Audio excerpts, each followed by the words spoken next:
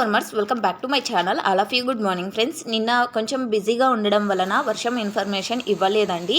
So ఇది వచ్చేసి నిన్నటి వర్షం ఇన్ఫర్మేషన్, అంటే 4వ తేదీ ఏప్రిల్ 2025 తేదీ యొక్క ఇన్ఫర్మేషన్ వర్షం.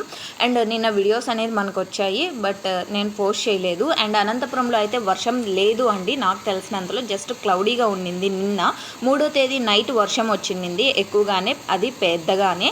అండ్ ఇది వచ్చేసి Punganur area, Karnataka area, so అక్కడ వర్షం.